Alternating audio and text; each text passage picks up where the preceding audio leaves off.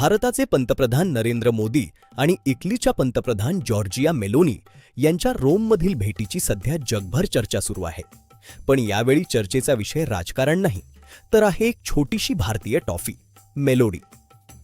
रोममध्ये झालेल्या भेटीदरम्यान पंतप्रधान मोदी यांनी मेलोनी यांना भारतातील प्रसिद्ध मेलोडी चॉकलेट भेट दिलं आणि हा गोड क्षण सोशल मीडियावर अक्षरशः व्हायरल झाला. जॉर्जिया मेलोनी यांनी स्वतः हा व्हिडिओ सोशल मीडियावर शेअर करताच नेटकऱ्यांनी भन्नाट प्रतिक्रिया देण्यास सुरुवात केली.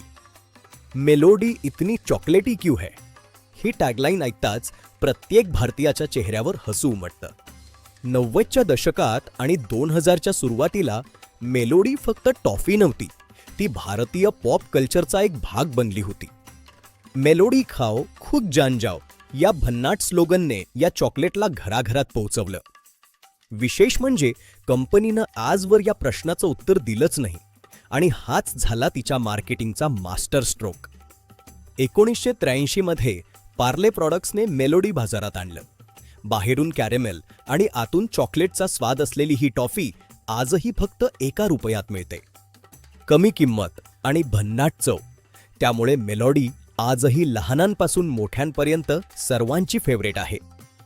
पण या व्हायरल व्हिडिओनंतर शेअर बाजारात मात्र मोठा गोंधळ झाला.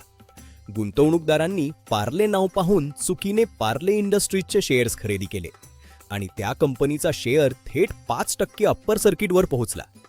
विशेष म्हणजे मेलोडी बनवणारी पार्ले प्रॉडक्ट्स ही कंपनी शेअर बाजारात लिस्टेडच नाही, तर पार्ले इंडस्ट्रीज ही रिअल इस्टेट आणि रिसायकलिंग क्षेत्रातील वेगळी कंपनी आहे.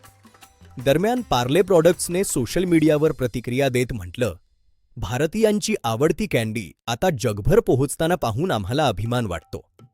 एका छोट्याशा टॉफीने पुन्हा एकदा भारतीयांच्या आठवणी ताज्या केल्या आणि भारताची मेलोडी आता आंतरराष्ट्रीय चर्चेचा विषय बनली. तुम्हालाही आठवतंय का, मेलोडी इतनी चॉकलेटी क्यू है? कॉमेंट करून नक्की सांगा.